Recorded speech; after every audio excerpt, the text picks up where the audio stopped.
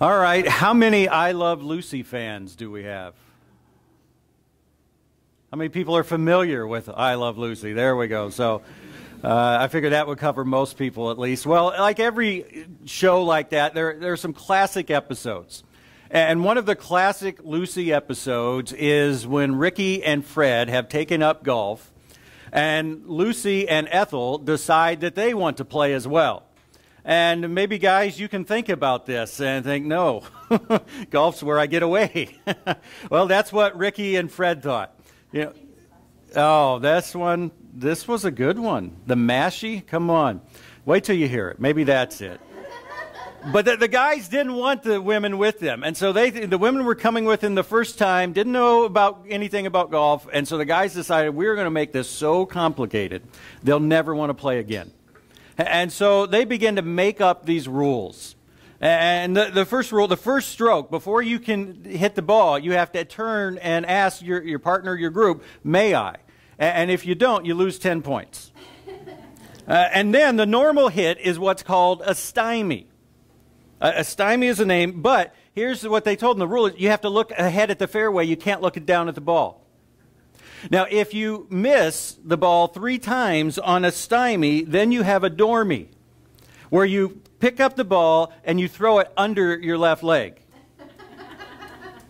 But you can never stymie after your partner's dormie. If so, then you have to do, what you do instead is a birdie. And with a birdie, you flap your arms and whistle. And if you miss the ball on a birdie, then you have to kick the ball before someone in your group counts to 10. And if they try counting to 10 and you kick the ball first, then they have to sit out that hole. You can never touch your ball unless it's a dormie, where you're picking up the ball to throw under your leg, or that's when you get a mashie. And someone comes and steps on your ball and mashes it down into the ground. Once you reach the green, once everybody is on the green, then you all try at once to putt your ball into the hole, and you also try to block other people and keep them from getting it in the hole. And Fred and Ricky say that's why people say golf is so much like hockey. And whoever gets it in the cup first, of course, wins. And for winning, you have to carry everyone else's bags to the next hole. So that's the episode. And apparently it was a big deal because there was a professional golfer, and I forget his name, but he was the celebrity of his age. He had won 3 Masters. And so he was part of that. And after this, the girls find out about it, and they pull their own fast one. They talk to this professional golfer, and the next time he's about to really golf, the big time, he starts following these rules, and Ricky and Fred are just blown away. So, but that came to mind, again, apparently it struck me as classic. It came to mind because can you imagine trying to play a game if you didn't know the rules? Or even worse, can you imagine being judged after the fact of whether it's a game or, of course, whether it's life? Can you imagine standing before God one day and being judged, and God says, okay, here were the rules. I didn't tell you ahead of time, but here's what I'm judging you on. Imagine how terrible that would be, that your eternal fate depends on following some rules and you don't know what they are. Well, I bring that up because we're in Matthew 25 today, and it follows Matthew 24. And it's that whole chapter, it's a contested chapter about what Jesus' answer means. Well, as we saw last week, the disciples aren't even sure what their question means. Jesus says the temple basically is going to be thrown down, and so they follow up and say, Jesus, when will these things happen, and what will be the sign of your coming in the end of the age? And of course, we all know those are 2 separate things. Jerusalem was destroyed in the year 70. Jesus still hasn't come back yet. 2 separate things. They didn't know that. So Jesus gives an answer. And I say there's a lot of interpretations about Jesus' answer, but I've come to think that what Jesus says in Matthew 24 concerns the entire church age. From the time he leaves until whenever he will come back, he talks about here's some of the things that are going to happen during that time. But it does end with the fact that I'm going to come back and there will be a judgment. And so he gives 2 parables there, and it's going to lead into sort of 2.5 parables today about that final judgment. And we saw that the theme of all of those is to be prepared. Be ready. Be watchful. In the first two parables, we saw it with someone that says, if the owner of the house knew when the thief was coming, he'd be ready. Well, be ready all the time. And then he talked about a servant that was put in charge of other servants. He says, he's a good servant. If he doesn't know when the master's coming back, he always fulfills his responsibilities. But he's a wicked servant if he begins mistreating his fellow servants, goes off and gets drunk and has parties and doesn't fulfill his responsibility. Well, today Jesus is going to continue that, and it's going to get even more specific on just what does it mean to be prepared. What does this commitment that we've been talking about, and that's really the foundation of our being prepared, is being committed. What does it look like? What is God going to judge us on? And we all know we're saved by grace, but again, we're saved by grace through faith. All right, what's that faith look like? And that's what Jesus is going to talk about today. So we're going to ask the question as we go along. This is going to frame everything we do. Am I living as a committed disciple? Am I living as a committed disciple? And the big question is, well, okay, what's it mean to be committed? So Matthew chapter 25, verse 1. Jesus says, "At that time the kingdom of heaven will be like 10 virgins who took their lamps and went out to meet the bridegroom. 5 of them were foolish and 5 were wise. The foolish ones took their lamps, but did not take any oil with them. The wise ones, however, took oil in jars along with their lamps. The bridegroom was a long time in coming, and they all became drowsy and fell asleep. At midnight the cry rang out, 'Here's the bridegroom. Come out to meet him.' Then all the virgins woke up and trimmed their lamps. The foolish ones said to the wise, 'Give us some of your oil. Our lamps are going out.' 'No,' they replied, 'there may not be enough for both of us and you. Instead, go to those who sell oil and buy some for yourselves.' But while they were on their way to buy oil, the bridegroom arrived. The virgins who were ready went in with him to the wedding banquet, and the door was shut. Later the others came. 'Lord, Lord,' they said, 'open the door for us.' But he replied, 'Truly, I tell you, I don't know you. Therefore keep watch, because you do not know the day or the hour.'" Now, to understand this parable, you have to know something about wedding customs in Jesus' day. And what would happen, again, first of all, the wedding feast was a several-day event. But it would start at the bridegroom's house with him and some other men that would be part of, almost like a bachelor party type setting of some sort. They would do their thing for a while. And the other thing you have to know about their culture in general is they didn't always have things down to a schedule like some of us do. Some of you are following, the New Testament pattern there that aren't really tied to a schedule. But they didn't have that. And so it wasn't like the bridegroom said, "Hey, I'll be there at 9. Whenever he got there, these 10 virgins were going to help escort. The bridegroom would come with his male party over to the bride's house, where the deal would sort of be settled there, and things would happen with the father. Then they would go back to the bridegroom's house, and that's where the real several-day party would take place. Well, these 10 virgins were to escort the bride from her house to the bridegroom's house. They were to be ready for that. They knew, obviously, it was going to be at night, so they had these lamps ready. But 5 of them, out of the 10, 5 of them had extra oil, 5 of them didn't. And these lamps, it seems, weren't the little ones that you would maybe use indoor. They were going through the streets, so they would be more of a larger, almost like a torch type thing that would have a flat bowl maybe and a rag in it, something like that. And so it would use a lot of oil. And so they didn't have that. Maybe, as I read one person, maybe they didn't have any at all. It wasn't just the extra, because think about it, when they came during the day, they didn't need that. It wasn't like they had been lit and then they blew them out. They were waiting for this. So like they came with the lamp, and maybe the rag had been used, but, so it had some residual oil, but they didn't have any, so they hadn't done what they were called upon to do. Now, a lot of times a parable will have a surprise. In the good parable of the Good Samaritan, the surprise is it's the Samaritan that helps and not the Jews. Well, the surprise here seems to be the bridegroom saying, when they finally get there, they knock on the door, and he says, "Truly, I don't know you." That wouldn't really happen. He'd let them in, "Okay, you're late, you missed some, come on in." But Jesus is making a point. It's the whole idea of a parable, is to make a point, and also to get people's attention, and that's what he's saying. You need to be prepared, or there's going to be a serious consequence, one you may not be expecting. The point here again is keep watch. Verse 13, that's what it says. Therefore, keep watch, because you do not know the day or the hour. Jesus is going to come back. And remember, all this started from Matthew 24, and his big point was, I'll tell you all these things are going to happen during the church age, wars and famines and natural disasters, stuff like that, but they're going to happen the whole church age, and you don't know when is going to be the last one before I get here.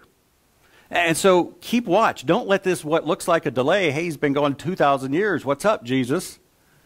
Don't let your guard down because of that. Keep watch no matter when you live, everything that's going on. Keep watch. Well, they didn't take this oil with them. And again, the problem, and this is key, the problem's not like they didn't, have good enough oil. Like he said, listen, your oil's not up to standards. At my wedding, we got to have the top notch. It was like they didn't do anything. And so we see this idea. They weren't committed at all to what they needed to do. Their job was to be these 10 virgins who would help escort. They made no commitment whatsoever to that. It's not that they were judged and said, you didn't do good enough. It's this foundational commitment. They didn't take any oil with him. Now, each of these parables is going to have that idea, and also each of these parables is going to have a consequence, and it's eternal. This one, where he says in verse 12, truly I don't know you. Well, of course, the bridegroom probably did know them literally. Chances are all the towns the people would be familiar with, you knew everyone in your town. And so certainly if there was a wedding and these were like the attendants to the bridegroom knew who they were. But what he's saying is, you know what? I just don't know. How in the world could you not be prepared for this special occasion of the bride? I don't know who you are. I don't know why you would do it. That's what he's saying. And again, it has these eternal consequences. Jesus looking and saying, I don't know you. On the day of judgment. And so that's the first parable. It talks about the necessary commitment.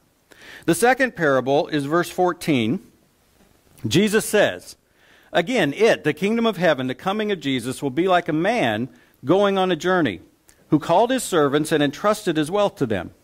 To the one he gave 5 bags of gold, to another 2 bags, and to another 1 bag, each according to his ability.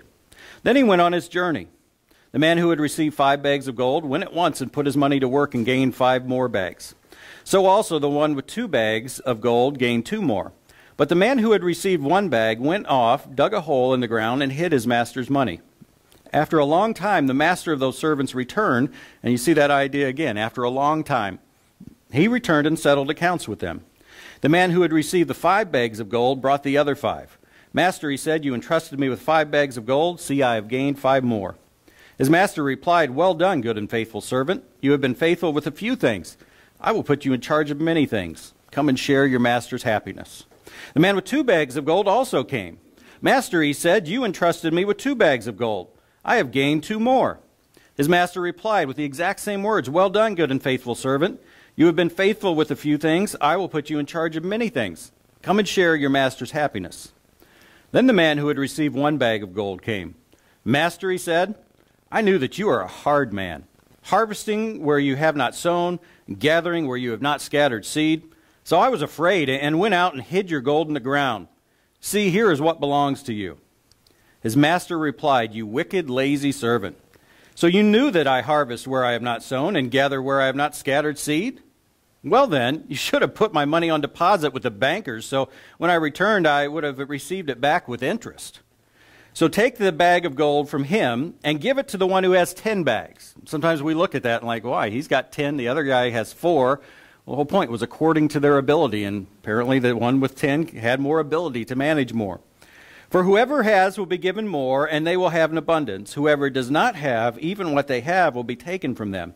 And throw that worthless servant outside into the darkness, where there will be weeping and gnashing of teeth. A parable that maybe you've heard of. Does this rank as a classic with Jesus? Unlike the Lucy Golf episode, apparently. I think this is a Jesus classic. And so we probably heard of this. And the first question is, what do these bags of gold represent? And it's interesting that the new NIV, which the NIV means the New International Version, so the new 2011 version has rendered this word, which literally says talents. You're probably familiar with that, as bags of gold. Other translations leave it talents. Matter of fact, the old NIV from 1984 had talents. Because that's what it literally was. In Jesus' day, a talent was a measurement of weight, and we don't know exactly how much it was. And we don't know, would it be talents of silver, gold, so we don't know what it was worth, but everyone agrees it was worth a lot. And so the NIV has chosen to sort of give the idea and think of it as bags of gold.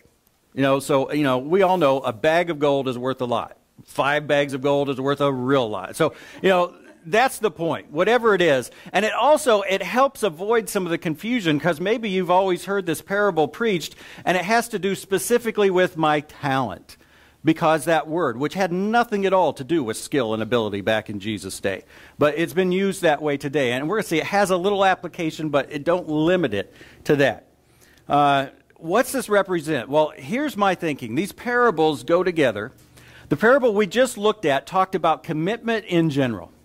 And when Jesus returns, he needs to find us committed. The last parable, the next one we're going to look at, talks about the specific actions that commitment should result in. I think this middle parable is sort of like the bridge. It's talking about the opportunities. I'm committed. God is going to give me opportunities to do things, to demonstrate, to live out that commitment. The specific type of actions he wants to see, that's the next parable. This one is about the fact God will give us opportunities to live out our commitment. That's what I think it is. And so in a sense, you can see how talent applies. God's going to give you opportunities to use the talent, the skill, the abilities, the education, all these things. He's going to give you opportunities to use your gift, to minister for him. And so that definitely applies. But as I thought about it, it goes beyond that also. I think God is also going to give us, as part of this opportunity, he's going to give us trials. He's going to give us tough times. He's going to allow us to face temptation. The Bible says God doesn't tempt, but he certainly allows everything that happens. He's going to allow Satan to tempt us to sin, either to do evil or to not do good. God's going to do that. And we look at that and say, wow, God, what a favor that is. But the Bible says it is that, because it helps us grow, helps us mature. That's the only way we get mature. It's the only way we grow is when we face difficult situations. We trust in God and see him work. When we face temptations and we resist and we realize, God, that might have been fun, but living for you is even better. And when we face temptation not to do the good things we know we should do, spend time in the Word and prayer, and we do it, and we see, God, I'm glad I did that. That was better than TV, to spend time with you, and maybe it takes a while to ingrain that. God's going to allow that, and he's going to allow it according to our own ability. Notice what he said to these servants. He's going to give us ministry opportunities in accordance with that, what we're able to do. But he's also going to allow us to face temptations and trials, but it will be according to where we are in our faith. And 1 Corinthians talks about that. It says, God is faithful. He will not let you be tempted beyond what you can bear. Well, think about it. Different people can bear different things, different temptations, different levels of temptation. So that's saying it's different from all of us. I believe that fits with this parable too. He will give opportunity according to our ability. So it encompasses all of these chances. Again, to say I'm committed, what is it that separates commitment? What is it that makes it commitment? It's when we demonstrate it. It's when we show it. Again, I love to compare it to faith. It's one thing to believe in God. It's another to have faith. Faith is when you take that step, that Indiana Jones moment on that bridge. That's when it turns from I believe it, I believe there's something there, can't see it, but I believe it, to I trust in it. I have faith. That's what commitment is. And this parable is all about God's going to give you chances to live out your commitment. Not just to say, God, I'm here for you. God, I'm committed to you. All right, let me see it. God's going to do that for us. And so that's the focus. And again, the opposite of commitment is a total lack of action. It's not imperfect action. This wicked servant, he wasn't called wicked because he took the one bag of gold and he didn't double it like the others did. It wasn't like he came back, oh, I've only got 1.5 bags. And I said, listen, these other guys doubled it. What's wrong with you? Now, he didn't do anything. Matter of fact, the master says, you didn't even put it on deposit. You didn't even put it in the bank and get me some interest. You did nothing. So it's not a level of actions. Again, I hope that comes through to us. God is not up there judging, oh, you're not good enough. You're at 50%. You've got to be 51%. But he is looking at our heart, at our commitment, at our faith. He's saying, is that there? Is it present? Because if it's not, that is where we're going to be judged. That's what it means to have faith. Saved by grace through faith. Well, what's faith? It is this commitment. God, I live it out when it comes up. I'm committed to you. I'm not perfect. God knows that. My commitment's not perfect, but it's complete. I don't have any off-limits areas. All right, so again, this question, am I living as the life of a committed disciple? And the point of this parable, true commitment will live itself out in whatever opportunities God gives. Again, not perfectly, but committedly, if you want to use that word. My spell checker didn't like it, but I like it. I live committedly. And once again, look at the consequence in this parable. Verse 30, throw that worthless servant outside into the darkness where there will be weeping and gnashing of teeth. Jesus is saying absolutely no commitment means that you'll be separated from me for eternity. That's the basis of whether we spend eternity with God or not, whether we have that commitment or not. Well, the last section of verses starts with a parable and then gets more literal. So let's look, verse 31. When the Son of Man comes in his glory and all the angels with him, he will sit on his glorious throne. All the nations will be gathered before him, and he will separate the people one from another as a shepherd separates the sheep from the goats. During the day, the sheep and the goats would be together, but at night, the goats needed to be kept warm, and so they would be in a different place. It didn't matter to the sheep as much. Also, the sheep were more valuable, so there might be more attention paid to them. And so at night, they would get separated. Well, that's what Jesus is saying. As a shepherd separates the sheep from his goats, God is going to separate you. He will put the sheep on his right and the goats on his left. Then the king will say to those on his right, come, you who are blessed by the Father, take your inheritance, the kingdom prepared for you since the creation of the world. You look at that. Stop at that phrase for a minute. Why did God create us? To spend eternity with us. To have this relationship that goes on forever. This kingdom prepared for you since the creation of the world. God didn't create the world so people would sin, but God knew what was going to happen, and he knew, I am still going to create a kingdom. I want to spend eternity with these people, even though sin is going to enter the picture. And so he says, come, take your inheritance, the kingdom prepared for you since the creation of the world. For, he says, I was hungry, and you gave me something to eat. I was thirsty, and you gave me something to drink. I was a stranger, and you invited me in. I needed clothes, and you clothed me. I was sick, and you looked after me. I was in prison, and you came to visit me. Well, verse 37, then the righteous will answer him, Lord, when did we see you hungry and feed you, or thirsty and give you something to drink? When did we see you a stranger and invite you in, or needing clothes and clothe you? When did we see you sick or in prison and go to visit you? The king will reply, truly, I tell you, whatever you did for one of these, least of these brothers and sisters of mine, you did for me. Then he will say to those on his left, depart from me, you who are cursed, into the eternal fire prepared for the devil and his angels. And right there, realize hell was never prepared for mankind. It was prepared for Satan and his angels. There will be people who spend eternity there, but it wasn't God's original plan. And in one sense, it wasn't the original plan for Satan to fall. But once Satan fell and sinned and rebelled against God, hell was prepared for Satan and the angels that went with him. He goes on, verse 42, for I was hungry, and you gave me nothing to eat. I was thirsty, and you gave me nothing to drink. I was a stranger, and you did not invite me in. I needed clothes, and you did not clothe me. I was sick and in prison, and you did not look after me. Well, they also will answer, Lord, when did we see you hungry or thirsty, or a stranger, or needing clothes, or sick or in prison, and did not help you? He will reply, truly I tell you, whatever you did not do for one of the least of these, you did not do for me. Then they will go away to eternal punishment, but the righteous to eternal life. Now, a few things to realize about this. Again, largely this is not a parable. The sheep and the goats part, the shepherd does this. That could be considered a parable, maybe a metaphor, whatever it is. But the majority of this is not a parable. The majority of this is Jesus saying, here's what judgment will look like. And that's important because, as we've been saying in these parables, prior to this, we don't have to do the specific things. You know, Jesus is not going to judge us eternally because we own a house and didn't keep watch and a thief broke in. You know, Lisa and I were broke into once while we were out. You know, God's not going to say, you can't come into heaven because you didn't keep watch on your house every single minute.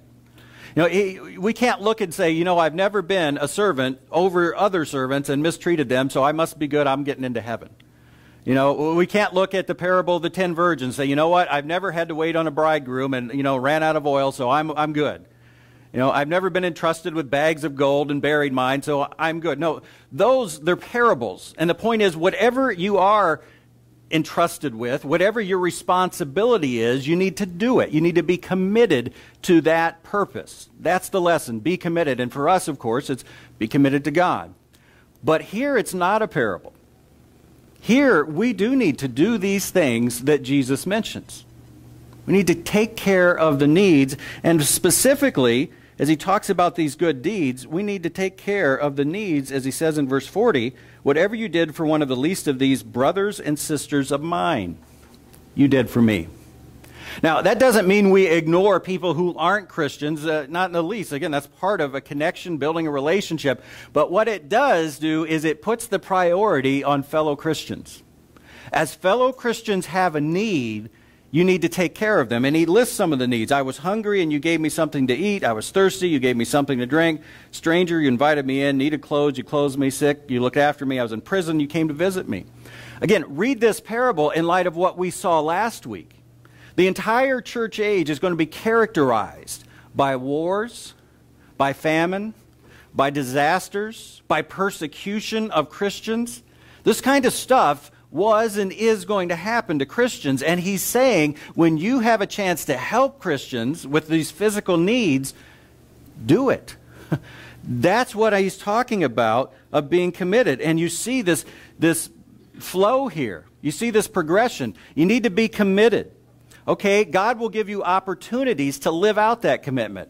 Okay, here is one of the main types of opportunity, of actions. Take care of the needs of fellow Christians. That's the one Jesus is focusing on here. It's not the only thing, but it's the one he chooses to focus on here. So again, this question, am I living the life of a committed disciple? Well, commitment means that it's going to result in actions. And again, that should make sense. It's what the Bible talks about, because commitment and faith are, you know, if they don't mean the same thing, they're real close. Again, to be committed is that idea. I don't just believe, I take that step of faith. Well, just like commitment results in actions, the Bible tells us faith has to result in actions, has to result in deeds. James 2, 14 and 17 on your handout there. What good is it, my brothers and sisters, if someone claims to have faith but has no deeds? Like, oh God, I'm committed to you, I have faith, and it has no deeds. Can such a faith, the kind of faith that has no actions, save them? And he gives us examples. Suppose a brother or sister, so the same thing, a fellow Christian, brother and sister always means that. Suppose a brother or sister is without clothes and daily food. If one of you says to them, go in peace, keep warm and well fed, and does nothing about their physical needs, what good is it? You imagine someone coming to you, a fellow Christian, and they have this need, and you say, oh, well, you know, I hope you have a good day, you know, I hope you're well fed. And you know they've got no food.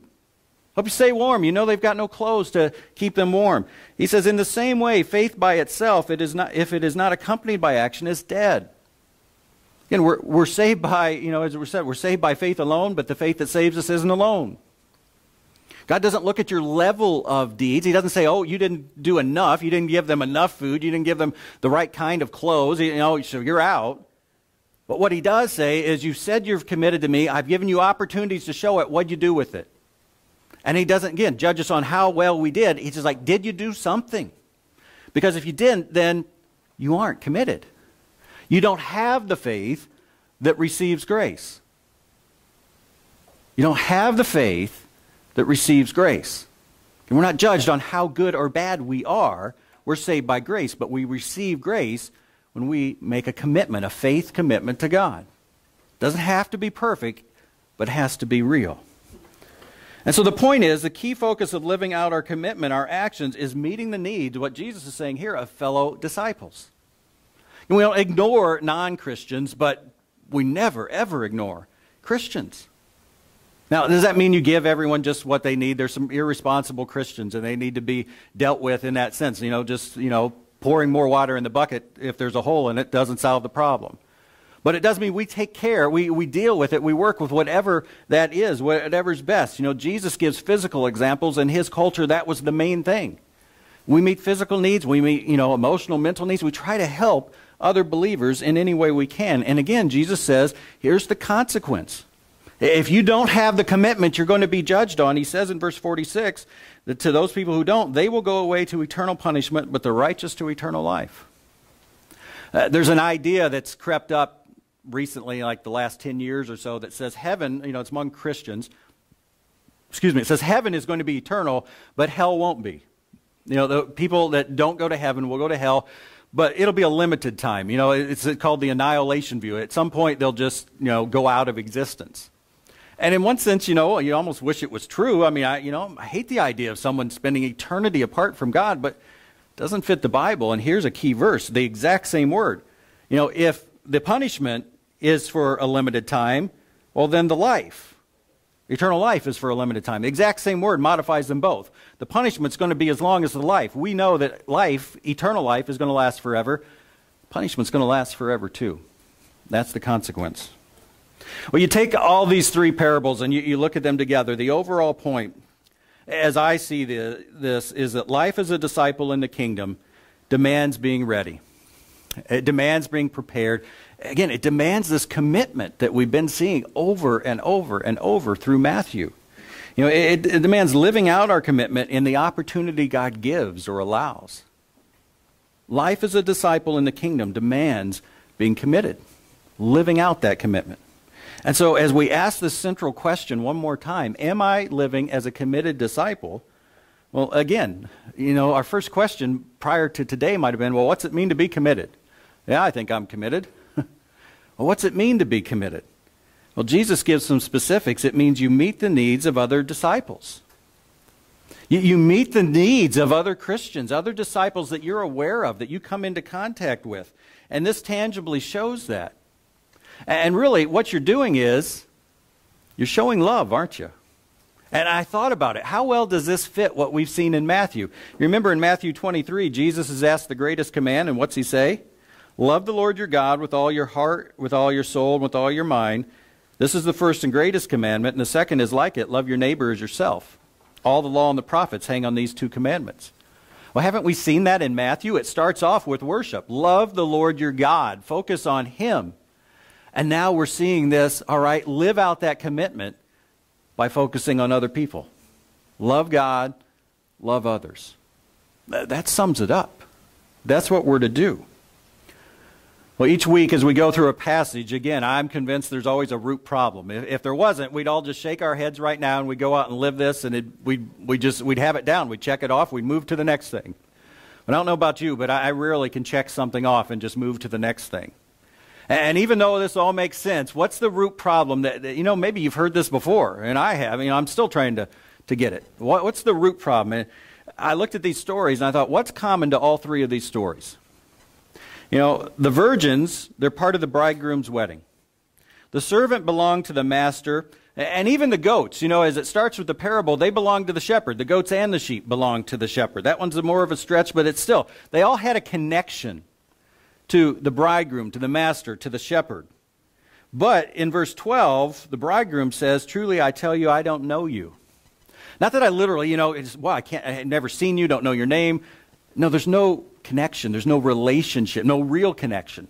There's no real relationship between you and me. It's not the right kind of relationship. Again, it's just not good enough. It's not even real. Again, when this other disciple, I thought about the third servant, when that man who had received one bag of gold, verse 24, Master, he said, I knew, that same word, I knew that you are a hard man, harvesting where you have not sown and gathering where you have not scattered seed. Did you notice the master's reply? He's like, so you knew that about me? Question mark. The master's not saying that's the kind of person I am. He's questioning the servant. He's saying, you know what, you don't really know me. Matter of fact, if that's who I was, if you knew that, at least put it in the bank. But he's saying, you don't know me, and I don't know you. I don't know you, even though you thought you knew me. And as I look about that for us, you know, all of us have some connection to Jesus. We're here. But I think the problem sometimes is we gauge our connection to Jesus based on our actions.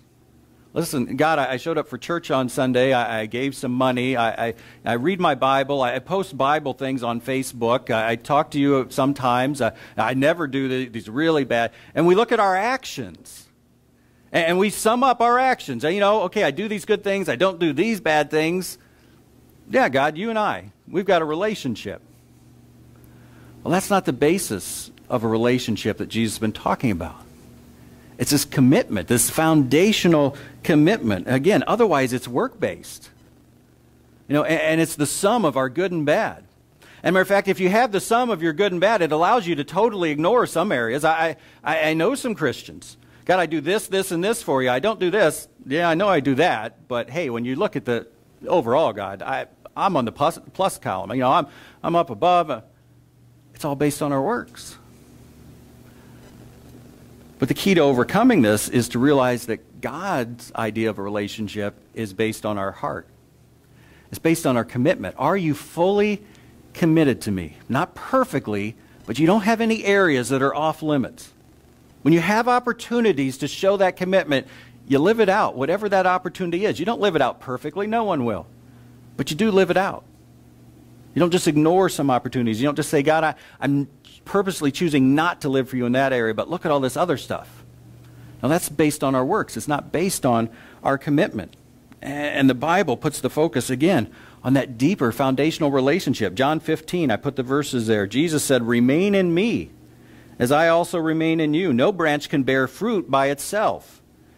It must remain in the vine. Neither can you bear fruit unless you remain in me. I am the vine and you are the branches. If you remain in me and I in you, you will bear much fruit. Apart from me, you can do nothing. Bearing fruit is the actions. It's doing good things, not doing bad things. But he says the key is remaining in me. That's the foundational commitment. You've got to have that basic foundational heart commitment. That's how you're going to bear the fruit that Jesus wants to see. If you try to just bear the fruit without it, it won't happen. It's not the relationship God's looking for. And again, I think we confuse those. God, look at all my fruit. I'm off here on my own, not remaining in you, but looks like fruit. Again, who have we seen in these recent chapters who have a lot of fruit on the outside? Who are the bad guys? Pharisees. They had all kinds of fruit. They prayed, they fasted, they gave. They worshiped, they read the Bible, they sacrificed. They had all kinds of fruit if you're just looking at the outside. You know, our other verse that I love to bring up any chance I get, 2 Corinthians 3:18, and we all who with unveiled faces contemplate the Lord's glory are being transformed into his image with ever-increasing glory. Again, that's this wholehearted, committed abandon to God. It's not, God, I'm going to work on this thing, but ignore that thing. It's, God, I'm taking off any restrictions, unveiling my face and looking at you. And whatever it is you want to change in my life, whatever it is you want to do in me and through me, I'm all for it. And it will happen. Well, what do I need to do now? How do we take this, as always, and be changed as we leave this room, other than just a little heavier because of the breakfast this morning? How do I leave here different? Well, first of all, we need to examine, I think, my general commitment. I need to examine my general commitment. I need to ask, and I thought about this, how much do I think about God versus what I do or don't do for God? Your typical thoughts about God is it, God, I know I did this. Wow, that's pretty good. Did you see that, God? Or, God, I know I did that. Okay, I'll try not to do that again. Again, not saying God doesn't want us to do good things and avoid bad things. He does. But how much of our thought about God is on those things and how much is just on God? How much is contemplating his glory? God, here's you are, who you are, worshiping him, declaring his worth. So I need to examine my general commitment. I also need to examine my specific actions. Again, of all the things Jesus could have chosen, he chooses showing love to fellow disciples. Do I show love to fellow disciples? Do I tangibly do things to meet the needs that they have that I'm aware of? I may not like to do it, may not want to do it, may not even feel love for that person, but do I do that? And again, it doesn't mean total blindly, and you know, love has reason and restrictions and things, but we know the difference between, showing true love and just saying, I don't want to do it. Ask yourself that question.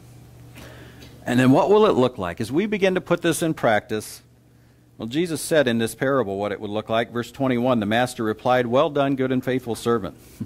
You've been faithful with a few things. I will put you in charge of many things. Come and share your master's happiness. Then also later on, the king said to those on his right, come you who are blessed by my Father, take your inheritance, the kingdom prepared for you since the creation of the world.